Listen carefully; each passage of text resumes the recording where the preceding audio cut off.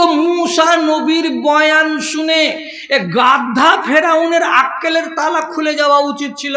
কি বলে যে তুই নবী না হলি তো কেমন করে তুই আমার বাড়িতে ঠাঁই পালি, আর কেমন করে তুই আবার এখানে তোর মা চাকরি পেল, আর কেমন করে তুই আমার বাড়িতে বড় হলি, আমি 1000 শিশুকে কতল করে দিলাম আর তোকে কেন কতল করলাম না।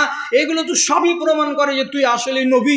এই জন্য তো আল্লাহ তাআলা গাইড থেকে ব্যবস্থা করেছেন, দেরি করবো না রে, আমার বাড়িওয়ালি যখন তোকে মেনে নিয়েছে, ঈমান এনে নিয়েছে, আমিও তোর উপরে ঈমান এনে নিলাম। কিন্তু এই বেকুফ ওর চোখ খুলেনি, মগজ খুলেনি, হৃদায়তের রাস্তা পায়নি, তখনও বিংটে আছে আনা রব্বকুমুল আলা, আমি তোমাদের বড় আল্লাহ। শেষে মূসা নবীকে আল্লাহ তাআলা একটা লাঠি দিয়েছিলেন, মুজেজা, দরকার হলে ফেলে দিতে গেলে সাপের মতো এমনি এমনি করে দৌড়িয়ে বেড়াতো। একদিন চ্যালেঞ্জ করলো, কি ফেরাউন, তোমার এগুলো সব জাদু, জাদু দিয়ে তুমি বানি ইসরায়েলটাকে গুমরাহ করছো, আমার দেশে অনেক জাদুঘর আছে, তোমাকে তাড়িয়ে দিতে পারবে। টাকা দিন পড়ে গেল, জানুয়ারি মাসের 22 তারিখের দিন বেলা 10টার সময়, সব জাদুঘরকে নিয়ে আসো, তোমার কতটি জাদুঘর আছে। রাহমাতুল্লাহ। ইন্নাল হামদুলিল্লাহ নাহমাদুহু ওয়া নাস্তাঈনুহু ওয়া নাস্তাগফিরুহু ওয়া নাউযু বিল্লাহি মিন শুরুরি আনফুসিনা ওয়া মিন সাইয়্যাতি আ'মালিনা। من يهده الله فلا مضل له ومن يضلل فلا هادي له وأشهد أن لا إله إلا الله وحده لا شريك له وأشهد أن محمدا عبده ورسوله. أعوذ بالله من الشيطان الرجيم. بسم الله الرحمن الرحيم. إنك لا تهدي من أحببت ولكن الله يهدي من يشاء وهو أعلم بالمهتدين.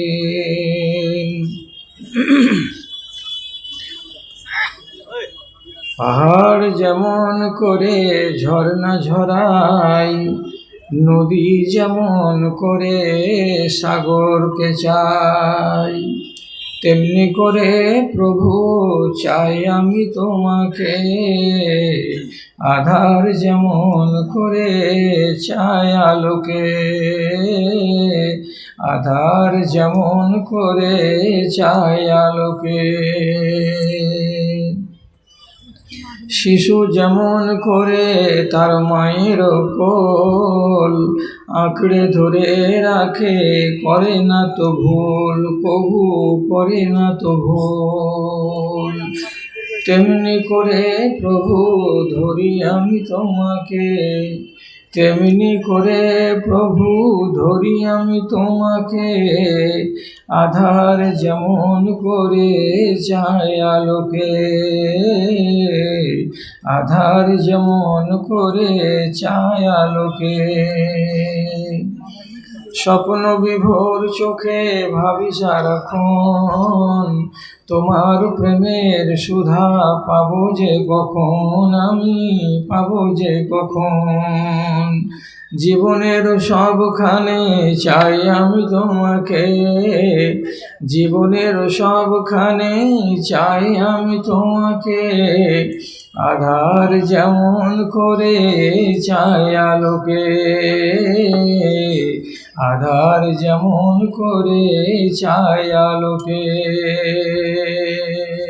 শ্রদ্ধেয় সভাপতি সাহেব, সমবেত এই এলাকার বিভিন্ন প্রান্ত থেকে পতঙ্গের মতো ছুটে আসা আমার সকল শ্রেণীর ছোট বড়, ধনী গরিব, শিক্ষিত অশিক্ষিত প্রাণের ভাই এবং বন্ধুগণ, তথা সেই সঙ্গে আড়ালে অপেক্ষামান স্ক্রিনের সামনে বসে থাকা আমার স্নেহের মাতা ও ভগ্নীগণ, আল্লাহ রাব্বুল আলামিনের শুকর গুজারি করছি, মধ্যখানে কিছুদিনের ব্যবধানকে ঘুচিয়ে পুনর্বার আপনাদের মুখোমুখি হয়ে একটুখানি মত বিনিময় করার জন্য আল্লাহ তাআলা আমাদেরকে সুযোগ দিয়েছেন। আপনি শ্রোতা হিসাবে এসেছেন, আমি কিছু বলবো বলে এসেছি।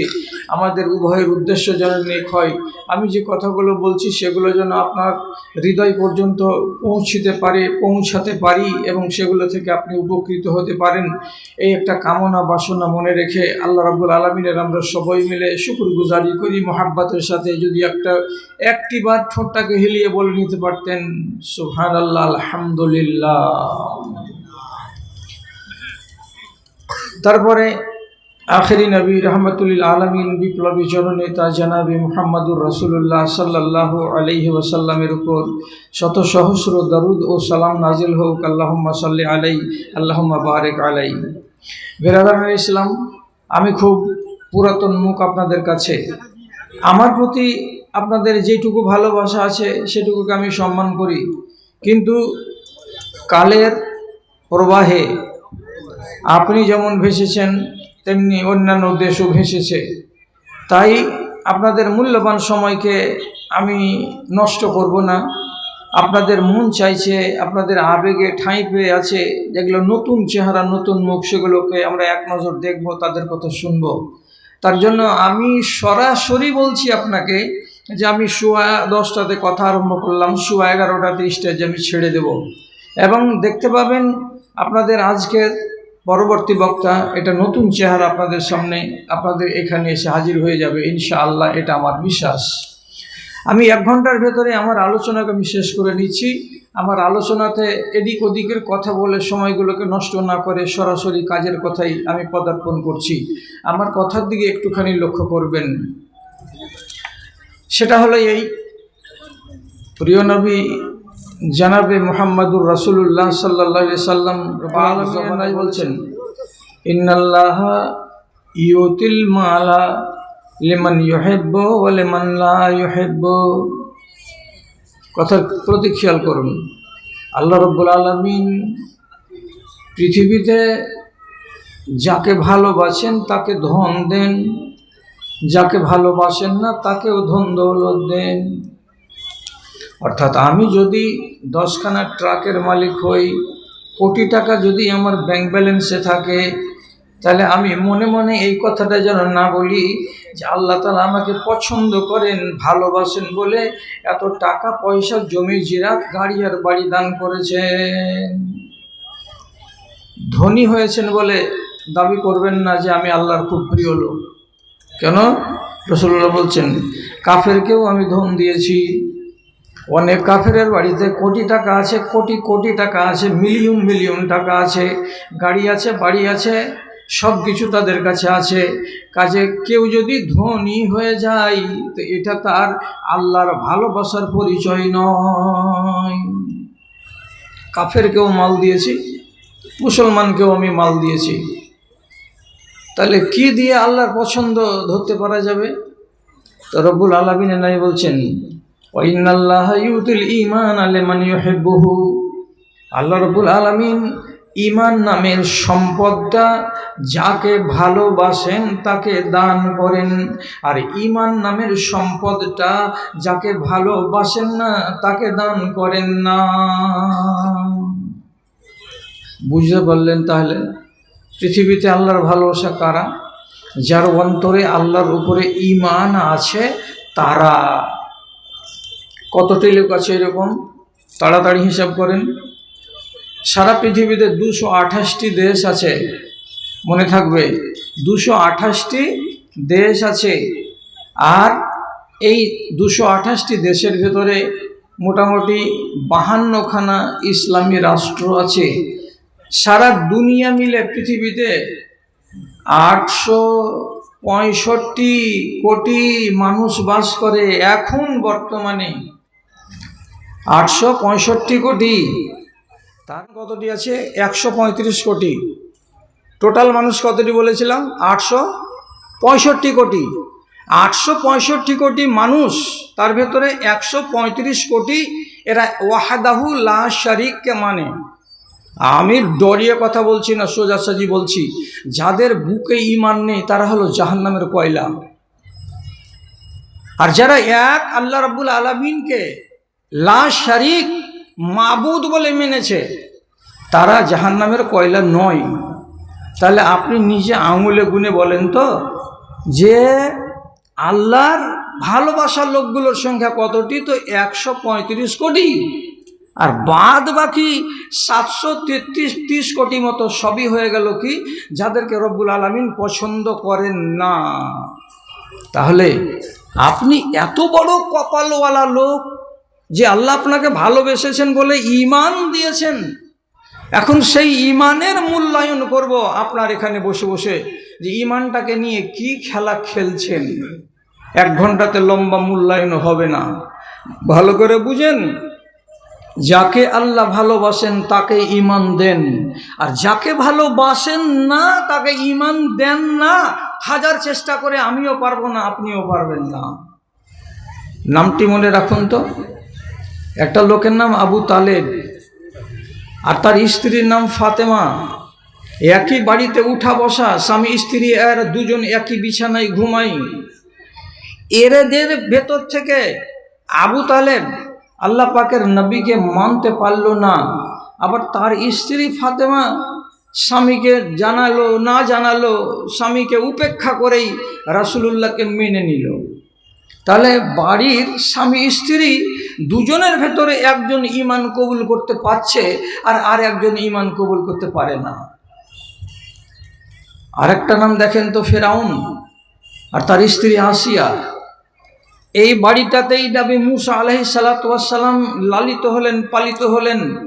আর হওয়ার পরে বড় হয়ে দুশমনের বাড়িতে বড় হওয়ার পর যখন প্রথম ডাক দিলেন এক আল্লাহর দিকে, তো পিছনের ইতিহাসগুলোকে দেখে আসিয়া ঈমান এনে নিতে পারল, কিন্তু ফেরাউন ঈমান আনতে পারল না। ব্যাপারটা এমন কেন হচ্ছে? তার উত্তর হলো এটাই, আল্লাহ রাব্বুল আলামিন ফেরাউনকে পছন্দ করেননি এবং তার স্ত্রী আসিয়াকে পছন্দ করেছেন যে তাকে আমি হিদায়াত দেব, ঈমান দেব।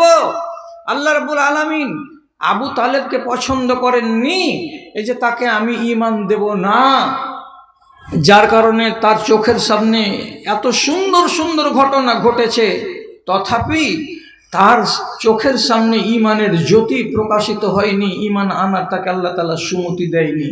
কেন? যে আল্লাহ চান না। যদি খুলে কথা বলি তাহলে আপনাকে একটা কথা বলে দিচ্ছি, খেয়াল করবেন। রাসূলুল্লাহর বয়স যেদিন 5 বছর, সেই সময় আবু তালেবের বাবা রাসূলুল্লাহর দাদা আব্দুল মুত্তালিব বেঁচে ছিলেন।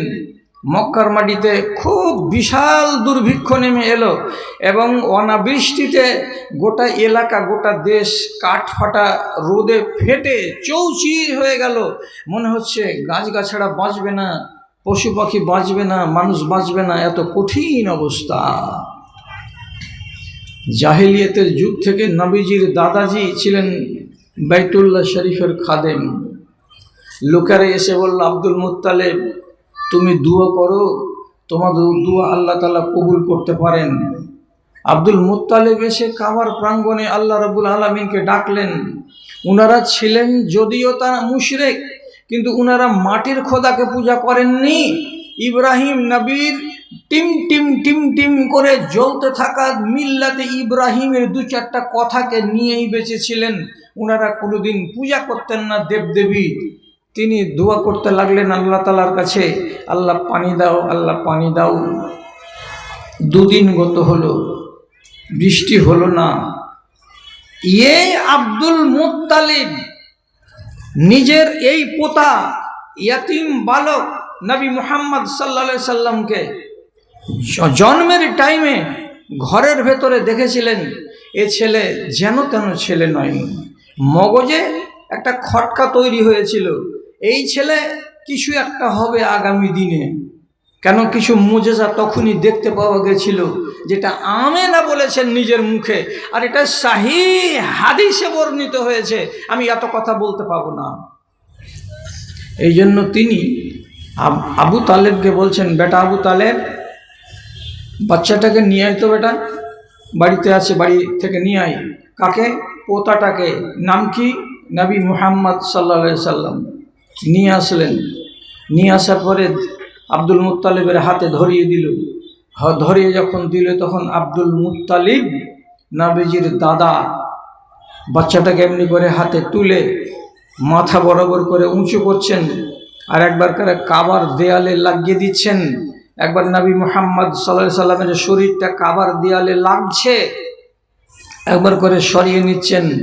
আর দাদাজি আল্লাহ রাব্বুল আলামিনের কাছে ফরিয়াদ করে বলছেন, পরওয়ারদিগার, আমরা পাপী তাপী মানুষগুলো, আমাদের যদি কথাই তুমি কান না দাও, তো এই মাসুম ছেলেটার ওসিলাতে তোমাকে ডাকছি, আল্লাহ তুমি আমাদেরকে পানি দাও। রব্বুল আলামিন পানি দিলেন, এত পানি দিলেন, এত পানি দিলেন যে মক্কার লোকেদের দুর্ভিক্ষ এবং মক্কার লোকের শুকনো অবস্থা সব দূরীভূত হলো। এবং সেই সময় আবু তালেবের মতো মুশরিকটা যে কবিতাগুলো পড়েছিল, সেই কবিতাগুলো ইমাম বুখারী রাহমাতুল্লাহ আলাইহি তার কিতাবের ভেতরে বর্ণনা করেছেন আব্দুল্লাহ বিন উমর রাদিয়াল্লাহু তাআলা আনহু থেকে। আবিয়াজুন ইউস্তাসাল গামামু বিওয়াজহিহি সেমালুল ইয়াতামা ইসমাতুল আরামিলি। আবু তালেব চোখের সামনে দেখতে পেল যে আমার ভাতিজা মাত্র 5 বছর 5.5 বছর বয়সের বালক, তাকে ধরে যখন আমাদের বাপ কাবার মালিককে ডাক দিলেন আর দেওয়ার পরে পানি চাইলেন, আল্লাহ রাব্বুল আলামিন আসমান থেকে অঝরে পানি নামালেন। তো এত সুন্দর দৃশ্যটা দেখার পরেও দৃশ্যটাকে কেন হৃদয়ের ভেতরে গাঁথতে পারলেন না? উচিত তো ছিল রাসূলুল্লাহ যেদিন নবী হয়ে গেলেন 40 বছর বয়সে, তখন আবু তালেব তো বেঁচে, তো তাহলে তো প্রথম চান্সেই তাকে হাত বাড়িয়ে দেওয়া দরকার ছিল। বেটা মুহাম্মদ সাল্লাল্লাহু আলাইহি সাল্লাম, তুমি যে বরহক নবী তার আমি নজির দেখেছি কবে? যেদিন তুমি 5.5 বছর বয়সের। তবে তো তাহলে মগজের তো আলোটা জ্বলে যাওয়া দরকার ছিল, কিন্তু জ্বলেনি আলোটা। এত সুন্দর দৃশ্য দেখার পরেও তার বিবেকে আলো আসেনি। কেন আসেনি? আল্লাহ চাইনি। চলুন আর একটা বলি। কি বলি? যেদিন আল্লাহ পাকের নবীর বয়স 12 থেকে 13-র মাঝখানে, ঠিক সেই বয়সে এই আবু তালেব মক্কার কিছু লোককে কাফেলা বন্দি করে তিনি সিরিয়ার যাচ্ছিলেন ব্যবসা করার জন্য। যখন সিরিয়ার প্রান্তরে উনি নেমেছেন, পা দিয়েছেন, তার একটু পরে একটা গাছের ছায়ায় গিয়ে 10-15 জন লোক সবাই মিলে উটগুলোকে বাঁধলো। আর বাঁধার পরে বিশ্রাম নেবে। সাথে আছে এই বালক 12 বছরের নবী মুহাম্মদ সাল্লাল্লাহু আলাইহি সাল্লাম। কেন? তিনি হলেন প্রতিপালক, তিনি হচ্ছেন অভিভাবক। রাসূলুল্লাহ তো বাপ বেঁচে নেই, চাচাকেই তিনি বাপ বলে জানেন। চাচার সাথে চলে গেছেন সিরিয়ার মাটিতে। কিছুক্ষণ পর পার্শ্বে ছিল একটা গির্জাঘর। সে গির্জাঘর থেকে এক রাহেব উঠে এসে 1 পা 2 পা করে বলছে, এই কাফেলা কোথাকার? বলে মক্কা থেকে আমরা এসেছি। বলছেন যে আপনারা যতজন লোক আছেন আজ দুপুরের বেলায় আমার এই গির্জাঘরে এসে একটুখানি মেহমানি খাবেন, আপনারা আমার দাওয়াতটা কবুল করুন। 12টার সময় 1টার সময় নবীকে আমাদের ছোট ছেলে বলে এইখানে খিমার কাছে রেখে দিয়ে এরা 10-12 জন লোক চলে গেছে ওই গির্জায় পাদ্রী যেখানে ডাক দিয়েছিল সেখানে হাজির হলো। আর হাজির হওয়ার পর খাবার খেতে বসছে। তো সেই সময় পাদ্রী বলছে, আপনাদের আর কোনো লোক কি বাকি থেকে গেল? তো আবু তালেব বলে, হ্যাঁ, যেটা আমাদের বালক, ছোট ছেলে। আমরা কোনোদিন ছোট ছেলেপিলেকে কোনো বাড়িতে জাফত খেতে গেলে নিয়ে যাই না, ওই জন্য ওকে আনলাম না, আমাদের খিমাতে রেখে এসেছি। বুহাইরা নামের রাহেব এবার আবু তালেব বলছে, আপনি ওই বাচ্চাটাকে নিয়ে আসুন। আমি বলছি নিয়ে আসুন। নিয়ে আসলো আবু তালেব। মেহমানি খাওয়া হলো। তারপরে তখন সামনাসামনি জিজ্ঞেস করে বলছেন, আইয়াকুম আকরাবু ইলা হাযাল ওয়ালাদে, আপনারা যে 12-14 জন লোক আছেন, 12-14 জন লোকের ভেতরে এই ছেলেটার সবচাইতে নিকটের লোককে একটু বলেন তো। আবু তালেব বলছে, আমি হলাম তার চাচা, আমি হলাম তার বাপ। বাপ কি জিনিস চোখে দেখেনি, আমাকে বাপ বলে জানি। এই ছেলের আপন চাচা হলাম আমি। রাহেব বলছে, খানা খেলেন তো? হ্যাঁ। বাচ্চাটাও খেলো তো? হ্যাঁ। আপনি চাচা যখন, তখন একটু এই ভিড় থেকে 10 হাত দূরে চলেন না? 10 হাত দূরে চলেন, একটা কথা বলবো আপনাকে। বাইরে গেল। যাওয়ার পরে আবু তালেবকে কানে কানে বলছে, আপনি এই বাচ্চাটাকে নিয়ে আগে আর যাবেন না। কেন যে আগে যত যাবেন ইহুদিদের বসবাস, তারা কিতাব পড়ে জেনে রেখেছে আগামী দিনের নবী কেমন হবে। আমি যেমন কিতাব পড়ে জেনে রেখেছি আগামী দিনের নবী কেমন হবে। এইটা যে আগামী দিনের নবী, এটাতে কোনো সন্দেহ নাই। আমি জোর দিয়ে বলছি, হে ছেলের চাচা, এই আগামী দিনের নবীকে যদি তুমি নিয়ে যাও আগে, আর ইহুদিরা যদি লক্ষণ দেখে জানতে পারে তাহলে ছেলেকে প্রাণে মেরে দেবে। এই জন্য আমি অনুরোধ করে বলছি, একে আগে নিয়ে যাবে না, একে ফিরিয়ে বাড়ি নিয়ে চলে যাও। তখন আবু তালেব জিজ্ঞেস করে বলছে, এ বাচ্চাটা যে নবী হবে আগামী দিনের কেমন করে তুমি জানলে? তখন রাহেব স্পষ্ট ভাষায় বলছে, ফালাম্মা নাজাল তুম ইফি হাজাল ওয়াদি, যখন তোমরা এই 12-14 জন লোক আমার গির্জার আশেপাশের মাঠে পা রাখলে, তখনই আমি দেখলাম একটাও এই ময়দানের গাছ সোজা হয়ে দাঁড়িয়ে থাকেনি, সমস্ত গাছগুলো সাজদাই পড়ে গেছে। আমি দেখেছি বড় বড় মোটা মোটা উঁচু উঁচু পাথরগুলো কাত হয়ে গেছে। যখন আমি দৃশ্যটা দেখলাম তখন আমার মন বলল, নিশ্চয় কিছু আজকে একটা হচ্ছে, না হলে এমন তামাশা কেন দেখতে পেলাম। ইমাম তিরমিজি রাহিমাহুল্লাহ কথাগুলোকে খুলে বর্ণনা করেছেন। যখন তিনি বললেন গাছগুলোকে সাজদাই পড়ে যেতে দেখেছি, পাথরগুলোকে কাঠ হতে দেখেছি, মানে তারাও সাজদা দিয়েছে। আর তারপরে যখন এই ছেলে কাছে এলো, আমি লুকিয়ে এই ছেলেটার পিঠের দিকে নজর দিলাম, হাত দিয়ে দেখলাম তার পিঠের মাঝখানে একটা কবুতরের আন্ডার সমান মাংস বড় হয়ে আছে। এটা হলো মোহরে নবুয়াত, এটা শেষ নবীর নবী হওয়ার পরিচয়। কাজে আমি নিশ্চিত করে বলছি এই ছেলেটা হলো আগামী দিনের নবী। একে দুশমনের মুখ থেকে বাঁচাতে হবে, একে ফিরিয়ে নিয়ে বাড়ি চলে যাও। এতটি কথা বুহাইরা রাহেব বলল। বলার পরে আবু তালেবকে চৌকান্না করে দিল। বাচ্চাকে নিয়ে ফেরত চলে আসলো অথবা বাচ্চাকে ফেরত পাঠিয়ে দিল। তখন বাচ্চার বয়স কত? 12 থেকে 13, 40 বছর বয়সে নবী হলেন। তাহলে এই লোকটা যেদিন নবীজি নবী হচ্ছেন, তো তখন পর্যন্ত আবু তালেবই রাসূলুল্লাহর পৃষ্ঠপোষক, তিনি হচ্ছেন নিগাবান, ঈমান আনছেন না। 5 জনের লোক হলো, তারপরে 13 জন হলো, তারপরে 29 জন লোক হলো, তারপরে 40 জন হলো, তারপরে মেরে কেটে কত রকম করে 100-র নিচেই থেকে গেল, ওপরে গেল না। 13 বছরে 80 মুসলমান হলো মক্কায়। তবুও আবু তালেব ঈমান আনছে না। আচ্ছা, এই পাগল লোকটা, তুমি যে চোখের সামনে দেখলে যে দাদা যখন বাচ্চাটাকে কাবার দেয়ালে লাগিয়ে আল্লাহর কাছে পানি চাইতে লাগলো, তখনই রব্বুল আলামিন ঝরঝর করে পানি দিলেন, তাহলে এই বাচ্চাটার কারামত কিছু নেই? এই বাচ্চা যেদিন জন্ম হয় সেদিন তার মা বলছে, আমেনা নিজে বলছে, আমি 3খানা মোজেজা দেখলাম, আমি মোজেজা দেখেছি আমার চোখে। এবং রাসূলুল্লাহ বলছেন, আমি হলাম আমার মায়ের মোজেজা। আমার মা দেখেছিল জন্মের কালে যে এখান থেকে আলো ছুটছে দক্ষিণে, উত্তরে, পূর্বে আর পশ্চিমে। আমি আলো ছটাবো উত্তরে এবং দক্ষিণে, এটা আমার মায়ের কথা। এবং আমি কি ইব্রাহিম আলাইহিসসালাতু ওয়াসসালাম দোয়া করেছিলেন, আল্লাহ আমার বংশ তুমি একটা নবী দান করিও।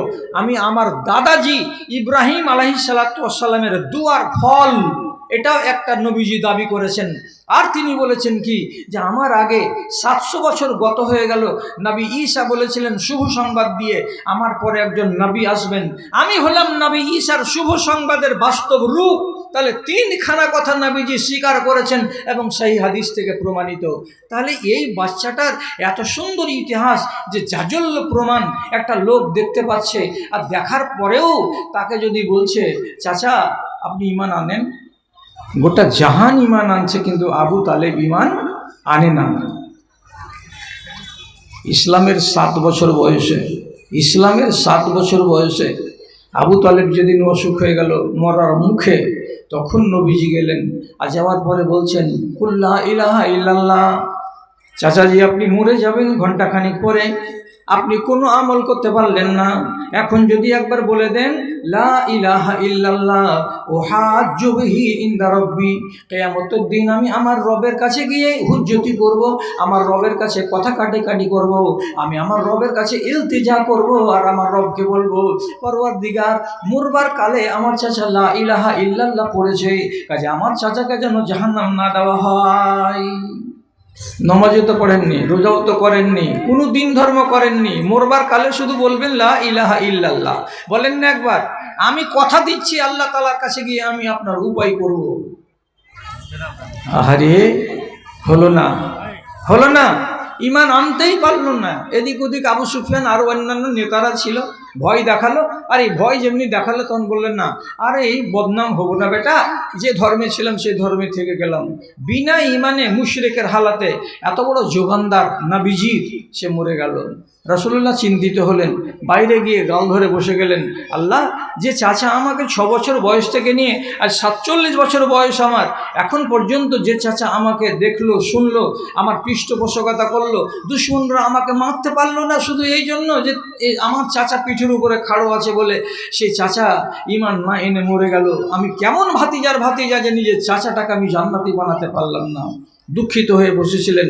আল্লাহ রাব্বুল আলামিন জিবরিলকে আয়াত দিয়ে পাঠিয়ে দিয়ে বলছেন, যাও জিবরিল, আমার নবীকে খবর দাও। নবী কাছে এসে জিবরিল আলাইহিস সালাতু ওয়াস সালাম বলছেন, ইন্নাকা লা তাহদি মান আহবাবতা ওয়ালাকিন্নাল্লাহা ইয়াহদি মান ইয়াশাউ ওয়া হুয়া আলামু বিল মুহতাদিন। আমার নবী, আপনি যাকে চাইবেন তাকে যে হেদায়েত দিতে পারবেন এটা কথা নয়, আমি রব্বুল আলামিন যাকে চাইব তাকে হেদায়েত দেওয়া যাবে। অতএব হিদায়েত আছে আমার হাতে, ঈমান আছে আমার হাতে। আমি যাকে পছন্দ করি তাকে আমি ঈমান দিই, আর যাকে আমি পছন্দ করি না তাকে ঈমান দিই না। তাহলে চোখের সামনে এতগুলো ঘটনা ঘটলো, তারপরেও ঈমান পেল না, এর মানে কি? আল্লাহ তাআলা ওকে পছন্দ করেনি। এবার খোয়াসপুরের লোক, যতটি লোক এখানে বসে আছেন, আরও গ্রামের লোক যতগুলো এখানে আছেন, আপনি নিজে বলুন, আপনার জন্মের ইতিহাসটার দিকে একবার তাকাবেন তো। কি বলে তাকাবেন? একটা মানুষ তার মায়ের পেটে যখন জন্ম লাভ করে, প্রথম তার জন্মের সূত্রটা হচ্ছে এক বিন্দু বীর্য। মায়ের পেটে 40 দিন ওই হালাতে থাকে সাদা হয়ে। তারপর যখন এই 40 দিন ওই বীর্যের বিন্দুটা সাদা আকৃতিটাকে ছেড়ে দিয়ে লাল আকৃতি ধারণ করে, এটাও আবার 40 দিন। এই 40 দিন গত হওয়ার পরে তার পরের যেটা পর্ব সেটা হচ্ছে কি মুজগা, একটা মাংসপিণ্ড। কত বড় মাংসপিণ্ড? তো ম্যাক্সিমাম 100 থেকে 150 গ্রাম বা 200 গ্রাম এত বড় একটা মাংসপিণ্ড। কত দিন হলো? 340-এ কত হলো? 120 দিন হলো।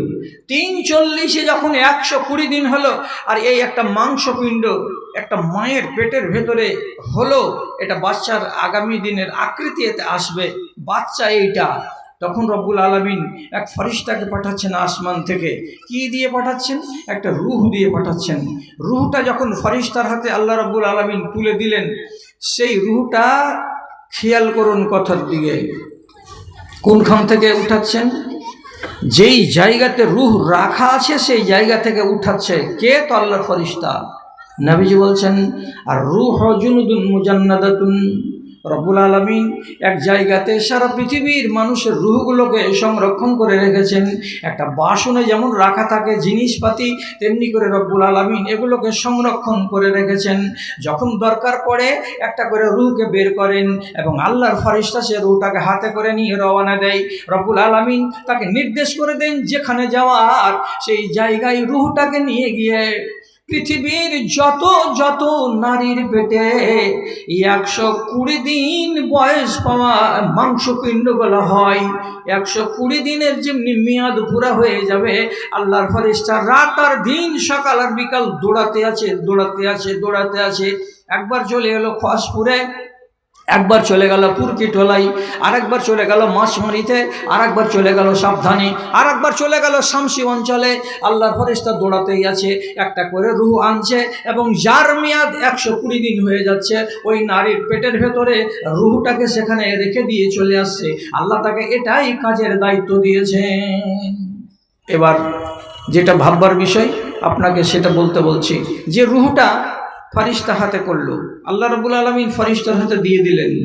যদি সেই দিন বলে দিতেন, কি বলে, যাও এখান থেকে দক্ষিণ দিকে বোতুলবাড়ির পাশে এক মহিলা গায়ের মুসলিম, তার নাম মালতী, ওর পেটের ভেতরে তার ভ্রূণটা 120 দিনের হয়েছে, ওখানেও একটা রুহ দিতে হবে। তো সেই যে রুহটা আজকে আমি বহন করে চলেছি আমার শরীরের ভেতরে আছে, আল্লাহ যদি এই রুহটাকেই আমার মায়ের পেটের ভেতরে না দিয়ে এটা যদি মালতীর মতো একটা মহিলার পেটে দিয়ে পাঠিয়ে দিতেন, তাহলে 10 মাস পরে আপনি একটা গায়ের মুসলিম মহিলা মালতীর পেট থেকে আপনি একটা গায়ের মুসলিম বাচ্চা হয়ে দুনিয়াতে আসতেন। আর আল্লাহ রাব্বুল আলামিন এটা না করে আপনার রুহটা আপনার নামে বরাদ্দ করেছেন, আর করার পরে আপনার মুসলমান মায়ের রেহেমের ভেতরে ওই 120 দিনের মাংসপিণ্ডতে আল্লাহর ফেরেশতা দিয়ে গেছেন।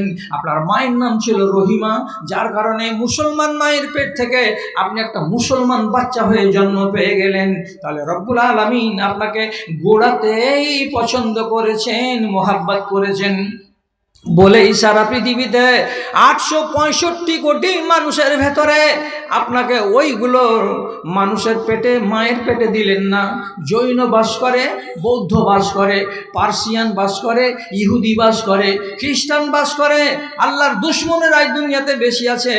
কোনো দুশ্মনের মেয়ের পেটে আমাকে আল্লাহ রাব্বুল আলামিন সেখানে পাঠালেন না। একটা মুসলমান মায়ের কুলে জন্ম পেলেন, আর জন্ম যখন হলো তখন মুসলমান হয়ে জন্ম হলো। তাহলে আপনি চিন্তা করেন তো, আল্লাহ তাআলা যদি ভালো না বেসে থাকতেন তাহলে আপনি কেমন করে ঈমানদার হতেন। পিছন দিকে ইতিহাস লম্বা আছে। আল্লাহর পছন্দের তালিকায় আপনি আছেন বলে আপনি আজকে মুসলমান, আজকে আপনি একজন মুমিন মুসলমান হতে পারছেন। কিন্তু আপনি নিজে যে জিনিসটাকে পেয়েছেন সেই জিনিসটার আপনি কদর করতে জানলেন না। ঈমান কি দিয়ে হয়? ঈমানের নাম কটা? ঈমান কয়টা জিনিস দিয়ে তৈরি আছে? আল্লাহর কসম খেয়ে বলছি, ঈমান তৈরি হয়েছে 73টা জিনিস দিয়ে, অথবা 75টা জিনিস দিয়ে, অথবা 77টা জিনিস দিয়ে ঈমান তৈরি হয়। এর ভেতরে আদেশ আছে, নিষেধ আছে, আদেশ আছে, নিষেধ আছে। এতটি জিনিসের একত্রীকরণ যখন হয়ে যাবে তখন আপনার ভেতরে ঈমান পূর্ণ হয়ে যাবে। তাহলে রব্বুল আলামিনের এত বড় নিয়ামত আমি পাওয়ার পরে কেন আল্লাহ তাআলার কানুনকে আমি অবজ্ঞা করে যাচ্ছি, আর আমার নামটা ঈমানের খাতা থেকে নিচে নামতে নামতে নামতে নামতে আল্লাহ না করে যে মুসলমানের খাতাতে সে ঢুকে যাচ্ছে।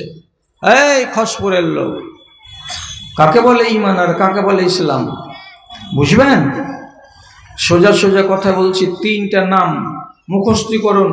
কালকে কোনো একজন লোককে চায়ের দোকানে বসে শিখিয়ে দেবেন, আল্লাহ আপনাকে অনেক সওয়াব দান করবে। এই পৃথিবীর মাটিতে এই মুসলমানগুলো আছে 3 কোয়ালিটির। একগুলোর নাম হলো মুসলমান, আর একগুলোর নাম হলো মুমিনিন, আর একগুলোর নাম হলো মুসলিহিন। যারা মুসলিহিন আর যারা মুমিনিন তারা বিনা হিসাবে আল্লাহর জান্নাতে যাবে, আর যারা মুসলিমিন মুসলমান হয়ে মরবে তার কোনো গ্যারেন্টি নাই যে মরার পরেই আল্লাহ রাব্বুল আলামিন প্রথম চান্সে তাকে জান্নাত দিবেন। যদি বেশি বাহাদুরি থাকে, যে বেশি হয়ে গেল আমার বলা, মোকাবিলা করবেন সামনাসামনি। মুসলিম কাকে বলে? যে লোকটা চুরিও করবে, নামাজও পড়বে, এটা হলো মুসলিম। যে লোকটা রোজাও রাখবে আবার মদও খাবে, এটার নাম হলো মুসলিম। যে লোকটা নামাজ রোজা ঠিকই করবে, আবার বিয়ে করার কালে 1.5 লক্ষ টাকা শ্বশুরের কাছে গুনে নিবে তারপরে বিয়ে করবে, এটার নাম হলো মুসলিম। যে লোকটা নামাজ রোজা ঠিক করবে, কোরআন হাদিসের কথা কানে তুলবে, কিন্তু পরের মেয়ের সঙ্গে বিবাহের আগে সম্পর্ক কায়েম করে ব্যভিচারে লিপ্ত হবে, এর নাম হলো মুসলিম। এর মানে কি? আপনি যদি সমানভাবে দুটোকে চাষ করেন, সমানভাবে দুটোকে চাষ ভালো করে যাবেন, মন্দ করে যাবেন, একসঙ্গে দুটোই করে চলে যাচ্ছেন, আপনার মতো লোককে মুমিন বলা যায় না, আপনাকে মুসলমান বলা হয়। আপনি বলবেন এটা কেন কথা হলো? নামাজ পড়ছি, রোজা করছি, হজ করছি, জাকাত দিচ্ছি, এটির নাম তো ইসলাম। তো আমি কি মানা করলাম? ঈমান কাকে বলে? আল্লাহর উপরে বিশ্বাস রাখা ঈমান।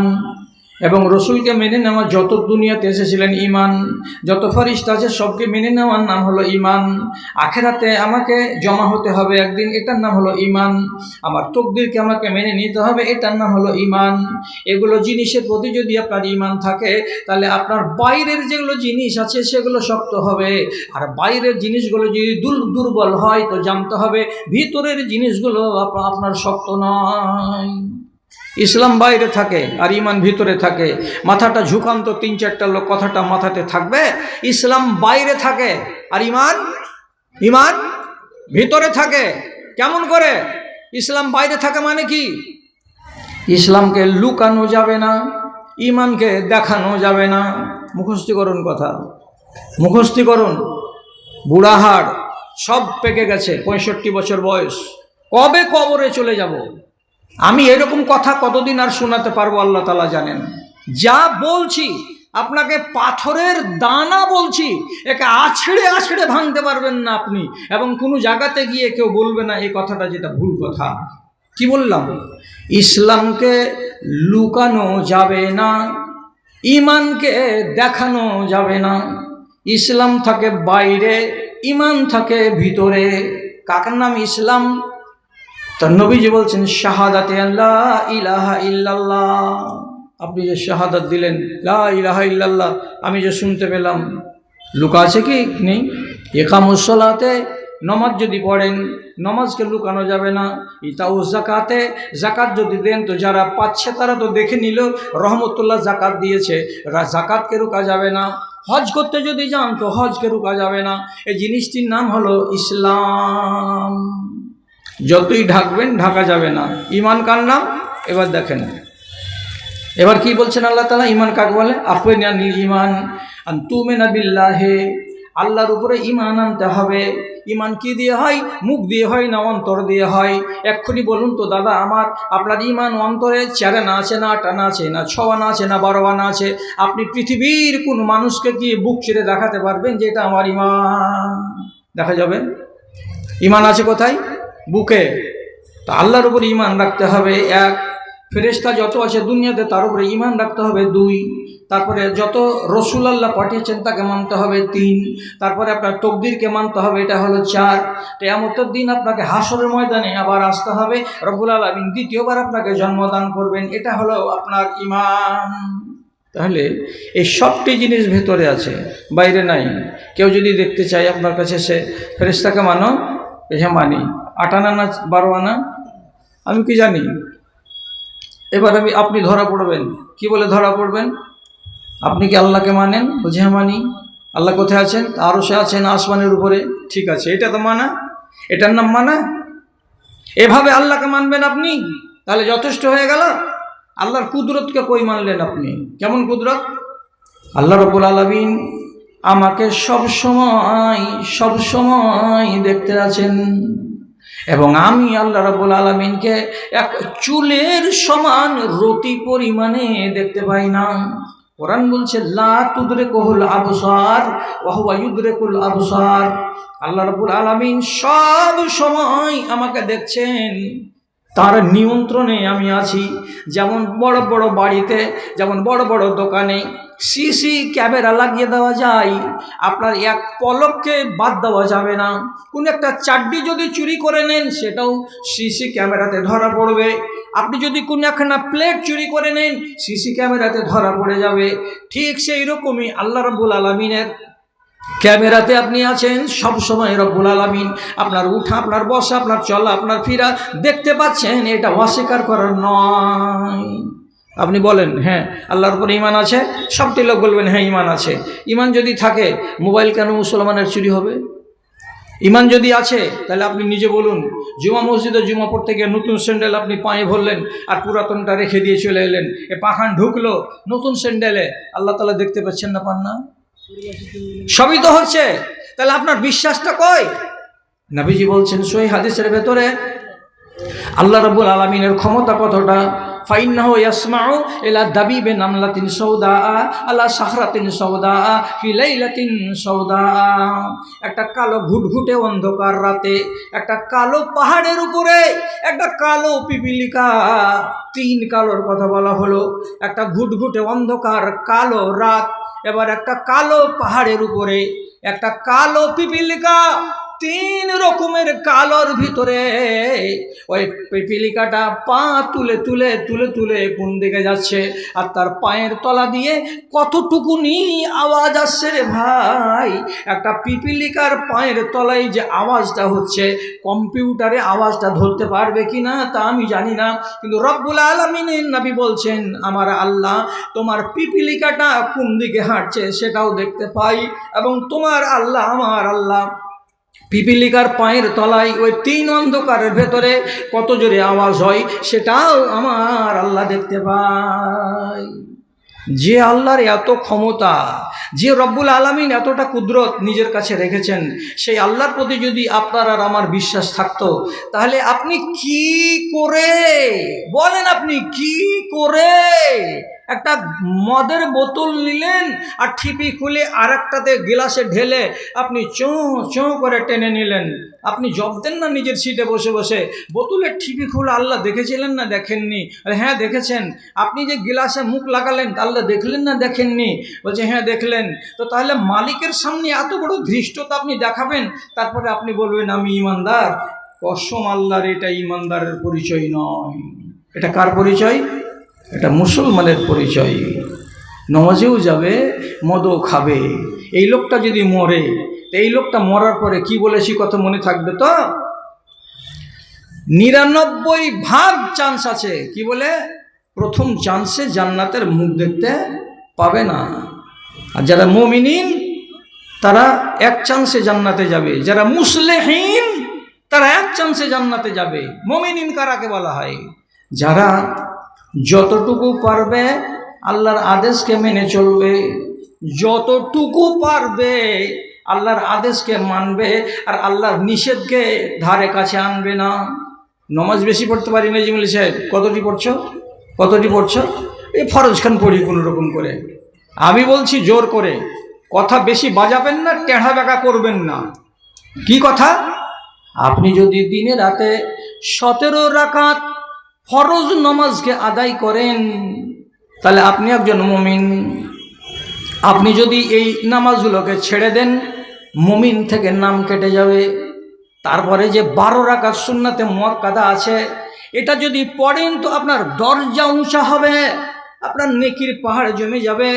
কোনো মানুষ যদি রাগ করে বলে আমি সুন্নাত পড়তে পারবো না, আমার দ্বারাই হবে না, তো কেউ যদি না বা পড়ে, সুন্নাতকে যদি ছেড়ে দেয়, আল্লাহ রাব্বুল আলামিন তাকে আযাব দেবেন না, সে গুনাহগার হবে না। কাল থেকে এবার ছেড়ে দিয়েন না যে মুলবি তো বলেছে, এটা খবরদার করবেন না তর্জমা। আমি কথাটা বুঝাবার জন্য বলছি। একটা লোক ইমানদার কেমন, যে ফরজটা আদায় করে, নফল করেন না। রোজা কতটি? 30টা, এইটি করব, এরপরে বাইরে করতে পারবো না। জাকাত কতটি? 20 কুইন্টাল 1 কুইন্টাল, এটা দিব ওষুধ, বাকি দিতে পারবো না। বেশিতে পারবে না, শুধু কাঁটা কাঁটা করে ফরজটিকে আদায় করবে, কিন্তু পাপে যায় না। চুরি নেই, ডাকাতি নেই, রাহাজানি নেই, লম্পটি নেই, মাগিবাজি নেই, মদখড়ি নেই, সুদখড়ি নেই, কিছু নেই, কিছু নেই, কিছু নেই, এগুলো থেকে দূরে আছে। তাহলে এই লোকটা হলো মুমিন। মরার পর এই লোকটা আল্লাহ রাব্বুল আলামিনের জান্নাতে যাবে এক চান্সে। মুসলিহ কাকে বলে? যে বেশি বেশি কাজ করে। কি বেশি বেশি? আঙুলে গুনেন। 12 রাকাত সুন্নাতে মুআক্কাদা পড়ে জি ভরল না, 17 রাকাত ফরজ নামাজ পড়ে মন ভরল না, তখন লোকটা কি করে? মসজিদে যখন যায় তখন তাহিয়াতুল মসজিদ 2 রাকাত আদায় করে। যদি নামাজের টাইম না হয়, বাড়িতে যদি ওযু বানাই, তো ওযু বানাবার পরে 2 রাকাত নামাজ আদায় করে। এটা কিসের নামাজ? বলছে তাহিয়াতুল ওযু, এটা ওযুর জন্য নামাজ। তাহলে নফল নামাজ পড়তে আছে। আর কি নামাজ? রাতের বেলায় তাহাজ্জুদের নামাজ পড়ে। কটায়? রাত্রি 12টা, 1টা, 3টা, 2:30টা, ফজরের আগে আগে তাহাজ্জুদের নামাজ আদায় করে। তাও মন ভরল না, তখন লোকটা কি করে? যখন 8টা বেলা বেজে যায়, যখন নাস্তা করার টাইম হয় তখন সে কী করে, সলাতুজ জোহা চাষতের নামাজ পড়ে। তারপরে যখন বেলা 11টা বেজে যায় তখন আবার 2 রাকাত নামাজ পড়ে, আউয়াবিনের নামাজ। এইরকম করে যখন ফরজ নামাজ পড়ার জন্য মসজিদে যাই, যখন ঘড়ি দেখে যে টাইম আছে, এখনও টাইম চলে যায়নি, তখন সুন্নাতে মুয়াক্কাদা পড়ার পরে নিজে নিজে বলে বসে থেকে লাভ কি, 2 রাকাত পড়ে নি, 2 রাকাত পড়ে নি। জুমা মসজিদে গেল, যাওয়ার পরে নফল যেটা ছিল কাঁধের উপরে সেটা পড়লো, পড়ার পরে বসে না থেকে 2 রাকাত 2 রাকাত 2 রাকাত 2 রাকাত নামাজ পড়েই যাচ্ছে। এই লোকগুলো হলো কি, যারা অনিবার্য নমাজটাকে পড়ে নেওয়ার পর যেগুলো নফল নামাজ বেশি বেশি করে আদায় করে, এই লোকটার নাম হলো মুসলেহ। যে লোকটা রমজানের রোজা রাখে, রাখার পরে তার মন ভরে না, তখন কি করে, সওয়ালের 6টা রোজা রাখে। এটা হলো সুন্নাত। প্রত্যেক দিন বৃহস্পতিবার আর প্রত্যেক সপ্তাহে সোমবার 2টা করে নবীজি রোজা রাখতেন, এটাও রোজা যারা রাখে। তারপরে নবীজি বলছেন প্রত্যেক চাঁদে 13, 14, 15 এই 3টা দিন রোজা রাখা, 20-এর রোজা, এটাও আপনি রাখতে পারলেন। তারপরে আপনার মন ভরল না, তখন আশুরার আপনি 2টা রোজা রাখলেন। তারপরে মন ভরল না, তখন আরাফার রোজা 1টা রাখলেন। এই রকম করে করে যারা বেশি বেশি করে রোজা রাখে, ফরজ রোজার সাথে সাথে, রব্বুল আলামিনের নবী বলছেন এই লোকটাকে বলা হয় মুসলেহ। এই লোকটার নাম হলো মুসলেহীন। এই কোয়ালিটির ইমানদার। আর ইমানদারের ভেতরে মুমিন যারা, তারা এই 2 কোয়ালিটির লোক আল্লাহর জান্নাতে যাবে বিনা হিসাবে। আর যারা মুসলমান, তারা জান্নাতে আল্লাহর যাবে, কিন্তু ভাড়া আছে। কেমন ভাড়া আছে? কেমন ভাড়া আছে? এইরকম ভাড়া আছে যে কি, আল্লাহ না করে যখন দাড়ি পাল্লা খাড়ো হলো, তখন আধ কেজি নেকি আপনার শর্ট পড়ে গেল। কি হলো? পাপের পাল্লা ভারী হলো, নেকির পাল্লা হালকা হয়ে গেল। আপনার মতো একজন মুসলমানকে কম করেও যদি হয় তো 1 ঘন্টার জন্য আল্লাহর জাহান্নামে যেতে হবে। কিয়ামতের দিন এমন মুসলমান পাওয়া যাবে যারা 10 ঘন্টার জন্য জাহান্নামে যাবে, যারা 1 দিনের জন্য যাবে, যারা 1 সপ্তাহের জন্য জাহান্নামে যাবে, যারা 15 দিনের জন্য জাহান্নামে যাবে, যারা 1 মাসের জন্য জাহান্নামে যাবে। কেন হলো? কেন হলো? তো বলছে আমলের যখন মাপজোক হলো, তখন অল্পের জন্য আমি কাটা পড়ে গেলাম। জেনে রাখবেন, মুসলমান হয়ে মন বলবেন না, আপনাকে মরতে হবে ইমানদার হয়ে। এখন যদি জিজ্ঞেস করি, আল্লাহ তাআলা এত বড় নিয়ামত আপনাকে দান করেছেন, সে নিয়ামতের বেকদরি করছেন না সম্মানই করছেন? ভালো করে মনে রাখবেন, যাকে যত আল্লাহ ভালোবাসবেন তার কাছে তত বেশি দিনদারি থাকবে, তার ইমানের পারদ উপর দিকে উঠতে থাকবে। আপনি নিজে এই কাঁটাতে নিজেকে মেপে নেবেন, আপনার ভেতরে যত রকমের পাপ আছে, জানবেন আল্লাহ আমাকে অত পছন্দ করে না যত মকবুল হাজিকে পছন্দ করে, যত ইস্তাব আলীকে পছন্দ করে। কেন এটা কথা আপনি বলবেন? এই জন্য বলবেন, আমি মদ কেন খাই, আমি সুদ কেন খাই? আল্লাহ যদি আমাকে কঠিন মাত্রায় ভালোবাসলেন, তাহলে এ হারাম জিনিস আমার মুখে কেন যায়? তার জন্য বলে দিচ্ছি দাদারা আমার, ইমানের দিক দিয়ে যার ইমান যত দুর্বল হবে, জানতে হবে আল্লাহ তাকে এত কম ভালোবাসেন। কিন্তু মুসলমান আপনি, যেহেতু আল্লাহর ভালোবাসা সম্পূর্ণ, আল্লাহর ভালোবাসা কেটে যায় না, থেকে যায় থেকে যায় থেকে যায়। যার যত বদ চলন থাকবে, তার আল্লাহ রব্বুল আলমিনের সাথে ভালোবাসা তত কম থাকবে। আর যার ভিতরে হারামি কাজ থাকবে না, তার ভালোবাসা আল্লাহর সাথে নিবিড় থাকবে। আর যারা মদখোর, সুদখোর, অন্যান্য পাপে জড়িয়ে, তারা যদি আল্লাহর কাছে দোয়া করে, 1 মাস লেগে যেতে পারে কবুল হতে, 2 মাস লেগে যেতে পারে কবুল হতে, আবার 2 মাস পরে কবুল নাও বা হতে পারে। কিন্তু যারা মুমিনিন দোয়া করবে, তারা যদি রাতের বেলায় আল্লাহ তাআলার কাছে উঠে কাঁদে আর দোয়া করে, আল্লাহ তাআলা বলছেন তোমার সাথে তো আমার হটলাইনে কথা হয় গো, তুমি তো আমার খাস বান্দা, তুমি কেন 8 দিন 10 দিন 15 দিন ধরে দোয়া করবে? হটলাইনে দোয়া করার লোকেদের দোয়া হচ্ছে আলাদা। আপনি হটলাইনে আল্লাহর সাথে কানেকশন করুন। আপনাকে আল্লাহ পছন্দ করেছেন বলে ঈমান দিয়েছেন, যাকে আল্লাহ পছন্দ করেননি তাকে ঈমান দেননি। আপনি প্রমাণ নেবেন? প্রমাণ সবচাইতে বড় কথা বলছি। এই বক্তাকে ডাকেন, বক্তা ডাকেন, আমি 1 ঘন্টা থাকবো। মানুষ তাকিয়ে আছে যে নতুন বক্তাকে আমরা দেখবো। আমি বলেছি পাবলিককে আমি 1 ঘন্টার বেশি থাকবো না। আমার ক্ষমতা আছে থাকার, আমি 1.5 ঘন্টা 2 ঘন্টা থাকবো, কিন্তু আমি থাকবো না। তাড়াতাড়ি করে ডাকতে যান, ওকে সাজতে পুজতে পিসাব করতে চিরুনি করতে আলতা ফিতা পড়তে যতক্ষণ দেরি লাগে আমি অতক্ষণ এখানে আছি। হ্যাঁ, তো ভাই আমার কি বলছিলাম, ফেরাউন এক এক হাজারও নয়, হাজার হাজার বেটা বাচ্চাকে কচুকাটা করেছিল। কেন? আর গণকদার বলেছিল এই বছর যে বেটা ছেলে একটা জন্মিবে তোমার দেশে, তোমার রাষ্ট্রকে কেড়ে নেবে। তখন ফেরাউনের অর্ডার কি হলো, না রহে বাঁশ না বাজে বাঁশরি, যত বেটা ছেলে হবে সব যোগানদারি করো, বাড়ি বাড়ি দেখো, বাড়ি বাড়ি দেখো, বেটা ছেলে হলেই বাস কচু কাটা করো, বেটি ছেলে এর কোনো কথা নেই। হাজার হাজার বাচ্চাকে কচু কাটা করলো। কেন? এই বাচ্চা কোনো একজন আমার রাষ্ট্রকে কেড়ে নেবে। আরে বেকুফ, তুই তো জানিস যে এই কথাটা আমার গণকদার বলেছে, আর এই জন্য তুই হাজার হাজার বাচ্চাকে জবে করলি। এতটা মাথা মোটা হলে কি আর হয়?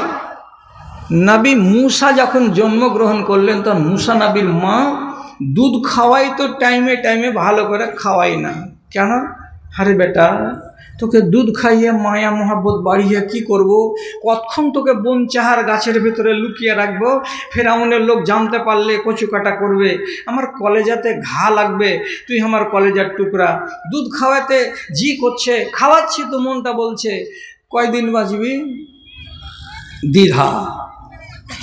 আল্লাহ রাব্বুল আলামিন কোরআন মাজিদে বলছেন, ও আওহাইনা ইলা উম্মে মুসা আনিরজাই হে, আমি মুসা নবীর মাকে ওয়াহি করে বললাম, ইলহাম করে বললাম কি, এ মুসা নবীর মা তুই বাচ্চাটাকে দুধ খাওয়া, বাচ্চাকে দুধ পান করাতে দ্বিধা করিস না। এক, তারপরে বলছি ফাইন খিফতে আলাইহে, তোমাকে যদি ভয় লাগে যে আমার বাচ্চাটাকে মেরে দেবে কে, তো ফেরাউন, তাহলে আমার কথা শুন, আলকাহি ফিল ইয়াম্মে, বেটাটাকে তুই বাক্সতে করে নীল নদীতে ফেলে দে। যদি তুই আমার কথাটা মানিস তাহলে আমি তোকে কথা দিচ্ছি, ইন্নি রাদ্দুহু ইলাইকা, ওই বাচ্চাটা যেমন করে হোক তোর কোলে আমি ফিরিয়ে দেবই দেব আমি আল্লাহ। তারপরে তোকে কথা দিলাম এ বাচ্চাটাকে আগামী দিন আমি নবী বানিয়ে ছাড়ব। খবর পেল কে? মুসা নবীর মা। সাথে সাথে সান্দুকে পোয়াল পেড়ে দিয়ে, একটা ক্যাথা পেড়ে দিয়ে, বাচ্চাটা এক মাসও জুটেনি, ওকে রেখে দিয়ে বাড়ির পাশে নীল নদীতে ভাসিয়ে দিল। কলেজাতে কত যে টান পড়লো, আল্লাহ রে, আমার দুধের শিশু নাড়ি ছিঁড়ে দুনিয়াতে এসছে, তো সে ছেলেকে আমি ভাসিয়ে দিলাম। আল্লাহর উপরে বিশ্বাস কতটা ছিল। বাচ্চাটা ভাসতে ভাসতে ঘাটে গিয়ে লেগে গেল, ফেরাউনের ঘাটে উঠিয়ে নিয়ে গেল। ফেরাউনের স্ত্রী আসিয়া, একটা বন্ধা মেয়ে, বাচ্চা হয়নি। কি হলো রে, কি আছে রে? বলছে মা নদীতে একটা বাক্স পাওয়া গেল, বাক্সতে একটা বাচ্চা আছে। কি বলিস? বাচ্চাটা বেটা না বেটি? বলছি বেটা বাচ্চা। নিয়ে নিয়ে এদিকে নিয়ে আয়। একদম সুন্দর একটা ছেলে, বেটা বাচ্চা, ফুটফুটে চেহারা। আসিয়া বাচ্চাটাকে দেখে বলছে আমি এই ছেলেকে বেটা করে নেব। খবর গেল গলিতে, কিসের গোলমাল রে? বলছে একটা ছেলে পড়ে পাওয়া গেছে। কোথায়? নীল নদীতে বাক্সতে পাওয়া গেল। কে ভাসিয়ে দিয়েছে?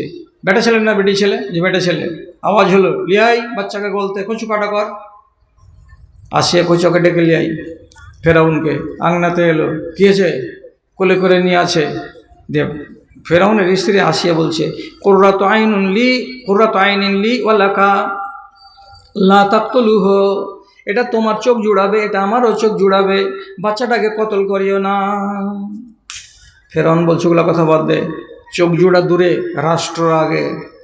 বলছে তুমি মাথা মোটা আছো একবারে, এটা ছেলে তোমার রাষ্ট্র যেগুলো কাটবে ওগুলো মিশরের বাচ্চা, আর এটা কি মিশরের বাচ্চা নাকি? কোন গরিব দুঃখীর বেটা পুষতে পারবে না, পালতে পারবে না, তার জন্য নদীতে ভাসিয়ে দিয়েছে। আর কাল কোন পরশু থেকে 3 দিন আগে থেকে ভাসতে ভাসতে ভাসতে ভাসতে নদীতে এসে আমার ঘাটে লেগেছে। এটা মিশরের বাচ্চা নয়, এটা বাহিরকার বাচ্চা। এ বাচ্চা তোমার রাষ্ট্র কাটবে না, তুমি আর বাচ্চাটাকে কতল করিও না। ঢোঁড়া তখন কয়েছে ঠিকই রে, হতে পারে রে, এটা বাহিরকারই ছেলে আছে, তো থুবি নাকি? হ্যাঁ থুবো। রেখে দিল। রেখে যখন দিল, এইবার বাচ্চা দুধ খাবে কার? তো যত সুন্দরী সুন্দরী বেটি ছেলে ফেরাউনের দরবারে কাজ করে, ও বলে আমাকে দাও, আমি দুধ খাওয়াচ্ছি। ওর দুধ খাই না, এর দুধ খাই না, এর দুধ খাই না, এর দুধ খাই না। কোনো মেয়ে ছেলের স্তনে মুখ লাগাই না নবী মুসা, অথচ পেটে জ্বালা আছে। আল্লাহ কোরআনে বলছেন হাররামনা আলাইহিল মারাজিআ, আমি ফেরাউনের দরবারে যত ফেরাউনকে আল্লাহ বলা বেটি ছেলে ছিল এগুলো হলো মুশরিক। এমন বেটি ছেলের দুধ আমি একটা আগামী দিনের নবীর মুখে ঢুকাবো না। তার জন্য প্রত্যেকটা মেয়ে ছেলের দুধকে আমি মুসা নবীর উপরে হারাম করে দিয়েছিলাম। এ মুসা নবী ওদের দুধ পান করবি না। এটা এত বড় বেটি প্যান্ট পিন্ধা আছে, মুসা নবীর বোন, ধরা দেয় না। হঠাৎ করে যে রানীকে কয়েছে, রানীমা রানীমা এখানে বইয়ের গাছতলে একটা ঝুপড়ি বাড়িতে, ওইখানে একটা মেয়ে লোক আছে, ওর ছেলে হয়েছিল, ছেলেটা যে কী হয়েছে জানি না, ওই ছেলে মেয়ে লোকটাকে ডেকে আনো, ওর দুধ যদি খাই। শেষে রে যে হ্যাঁ জলদি ডেকে আনো। অর্ডার হয়ে গেল, ওকে নিয়ে আসলো। এইবার দুধ খাওয়ার জন্য ওকে বলা হচ্ছে। মুসা নবীর মা সবই জানছে, তারপরে এমনি করে ভান করে কয়েছে, দেখেন তো এত চিকন চিকন বেটি ছেলের দুধ খাইলে না, আর আমার ঘে এই এতিড়ি ভেতিড়ি কাপড়, আর আমরা কেলা কুচ্চা মানুষ, আর আমার ঘে মতন এই মানুষের কখনো ছেলে দুধ খাই। আরে বাবা তুমি চেষ্টা করো না, খাবে কি খাবে না পরের ব্যাপার। কিন্তু আপনি জানেন এই কথাটা কি শিখেছেন না শিখেননি? ছেলে যদি কাঁদে আর ফুফো যদি কোলে করে ছেলে চুপবে না। ছেলে যদি কাঁদে আর দাদি যদি বলে ওর হাত ধনরা চুপবে না। আর 10টা মেয়ে ছেলে যদি কোলে করে কাউরি কোলে চুপবে না। আর ওইখানেই ওর মা যদি খ্যাটখেটি একটা পাতলা বেটি ছেলে আছে হঠাৎ করে কোলে নিয়ে নেয়, খালি ঘাড় পর্যন্ত যাবে না, তার আগে ও থেমে গেছে কান্না। কেন? আল্লাহকে একটা কুদরতি শক্তি দিয়েছে, যেটা আমার মা। জানোয়ারের এই ক্ষমতাটা আছে। এই জন্য কোনো মহিষের বাচ্চা যদি মরে যায় তো খেয়াল করেন কথা, বাচ্চাটাকে যখন ওর থানে লাগাবে দুধ দোহার আগে, তখন যে কোনো গাই নিজের বাচ্চার পাছাতে মুখ লাগিয়ে চেটে চেটে দেখবে, শুঙে শুঙে দেখবে এটা আমার ছেলে না পরের ছেলে। যখন প্রমাণ হবে যেটা আমারই বাচ্চা, দুধ নামাবে। আর যদি ওর বাচ্চা না হয় দুধ নামাবে না। ওই জন্য যাদবেরা করে কি, কোনো মহিষের যদি বাচ্চা মরে যায় বাচ্চাকে গাড়বে না, বাচ্চাটাকে গাড়বে না, ওকে মেডিসিন দিয়ে বাচ্চাকে বাচ্চা করে রেখে দিবে। আর মরা বাচ্চাকে নিয়ে আসবে জালবাজি করে, আর এমন করে আনবে যে খালি পাছাখান যেন শুনতে পায় ওই ইয়েটাতে, মহিষটাতে আনবে। মহিষটা শুনে দেখবে হাঁড়ি ছেলে, দুধ নামাবে। দেখেছেন গোয়ালদার বাড়িতে, ফেরাউনের বাড়িতে যেমনি মুসা নবীর মা ওকে কোলে করা, মুসা নবী কত কত কত কত কত কত করে একবারে দুধ খেয়ে একবারে পেটটাকে ট্যাপড়া করে নিয়েছে। দুধ খেলো গা, খেলো। বলছে এ বাড়িতে থাকো, 3000 টাকা মাস, খানা দানা ফ্রি, 5 স্টার হোটেলের খানা পাবে, তোমাকে ওই গুদুড়ি কোম্পানিতে যেতে হবে না, আমার ছেলেকে দুধ খাওয়াও আর এখানে তুমি থাকো। কত বড় চাকরি হলো মুসা নবীর মার। এখানে মানুষ হলেন মুসা নবী। বড় হতে হতে হতে হতে হতে হতে এখন লুক আছে কথা কি, আমার মাকে তাসিয়া, এটা মা নয়, ফেরাউনটাকে তো আমার বাপ। মানে এটাই এখন প্রমাণ হয়ে আছে। কেন? যে ধরা দিচ্ছে না যে এই বাচ্চাটা সেই বাচ্চা। আর যেমনি সাবালক হওয়া সব কথা ফুটে গেল। এখন কি করবি তুই? তারপরে পরে আল্লাহ রাব্বুল আলামিন নবী মুসা যখন নবী হয়ে গেলেন, তখন আল্লাহ তাআলা বলছেন এই জল্লাদকে যে বুঝা কি, এই নিজেকে আল্লাহ বলা ছাড়, কি এগুলো করতে গেলে কল্যাণ পাবি না, এক আল্লাহকে বলে মা। মুসা নবীর বয়ান শুনে এ গাধা ফেরাউনের আক্কেলের তালা খুলে যাওয়া উচিত ছিল। কি বলে যে তুই নবী না হলি তো কেমন করে তুই আমার বাড়িতে ঠাঁই পালি, আর কেমন করে তুই আবার এখানে তোর মা চাকরি পেল, আর কেমন করে তুই আমার বাড়িতে বড় হলি, আমি 1000 শিশুকে কতল করে দিলাম আর তোকে কেন কতল করলাম না। এগুলো তো সবই প্রমাণ করে যে তুই আসলে নবী। এই জন্য তো আল্লাহ তাআলা গাইড থেকে ব্যবস্থা করেছেন, দেরি করবো না রে। আমার বাড়িওয়ালি যখন তোকে মেনে নিয়েছে, ইমান এনে নিয়েছে, আমিও তোর উপরে ইমান এনে নিলাম।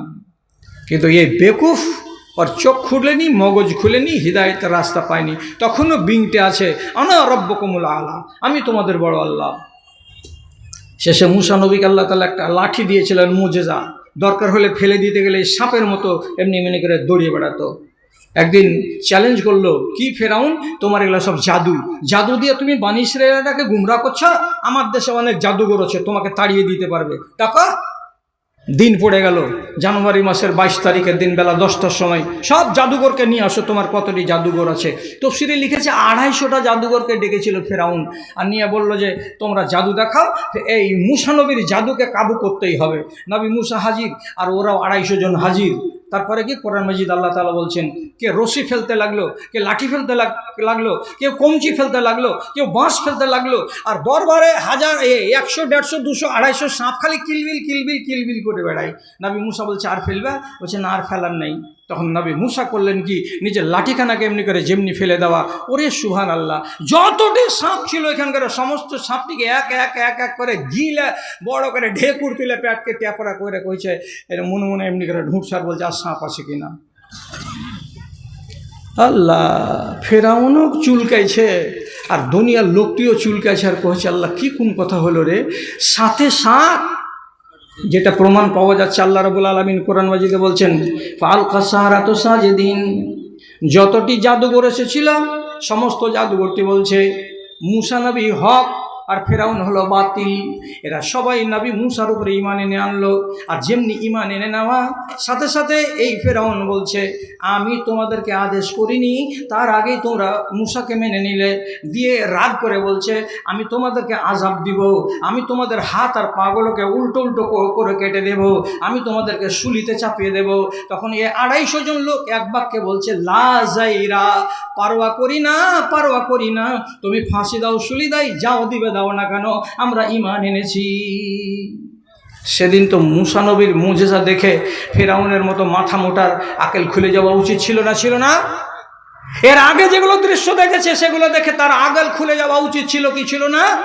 আজকে 250টা লোকের জাদুর কাছে নবী মুসার জাদু জয়ী হয়ে গেল, সব সাপকে গিলে ফেললো। এটা দেখার পরেও নবী মুসাকে নবী বলে মানার জন্য তার সামনে আলো প্রকাশিত হয়েছিল, এটাকে গ্রহণ করা দরকার ছিল না? ছিল না? না, সবই কিছু হলো, কিন্তু ঈমান আনার তার মানসিকতা তৈরি হলো না। কেন হলো না? আল্লাহ রাব্বুল আলামিন গাইড থেকে বলছেন তোকে আমি পছন্দ করিনি, তুই আমার তালিকাতে নেই, তোর নাম, অতএব যত কিছু হোক না কেন তুই ঈমান আনবি না। শেষে মিন্নিল নদীতে ডুবতে গিয়ে তখন বলছে আমানত বেবানি ইসরাইল। কি একজন ব্যক্তি টাকা 10,000 টাকা যখন জীবিত ছিল তখন একজনকে জমা দিয়েছিল। আচ্ছা, উনি মারা গেছেন, ও ওষুধ দেওয়ার জন্য দান করেছেন, ওটা টাকাটা রেখেছিল, মারা গেছেন একটু। তো সেই ব্যক্তি এবার ওনার নামে এটা টাকাটাকে জমা করে দিলেন। মাশাআল্লাহ, বুঝতে পারলেন কথাটা? দানের উদ্দেশ্যে উনি রেখেছিলেন কাউরি কাছে, তার আগে উনি ওয়াফাত পেয়ে গেছেন, সেই ব্যক্তি আজকে 10,000 টাকা দিয়ে দিলেন, যে উনার টাকা দানের উদ্দেশ্যে রাখা ছিল, সেই টাকাটা উনি আজকে জমা করে দিলেন। যে ব্যক্তি কবরে চলে গেছেন তার নামে এটা দান। আল্লাহুম্মা সাল্লি আলাইহি আল্লাহুম্মা বারিক আলাইহি আল্লাহুম্মা ইগফির লাহু ওয়ারহামহু ওয়াফু আনহু ওয়াকরিম নুজুলাহু আল্লাহুম্মা ইদহু বিল ইলমি ওয়াল হিলমি ওয়া যায়্যিনহু বিল ঈমানি ওয়াত তাকওয়া ওয়া লা তুআরিযু বিল ফিতানি ইয়া রাব্বাল আলামিন আমিন বিরহমাতিকা ইয়া আরহামার রাহিমিন। বয়ান শেষ করে দিয়েছি। আচ্ছা, তো এখন 11:25 হতে চলল, আর আমাদের আজকের শেষ বক্তা। আসসালামু আলাইকুম। আমাদের মাদ্রাসার হোটেল বন্ধ হতে চলেছে, কারো যদি খাওয়ার প্রয়োজন থাকে তাড়াতাড়ি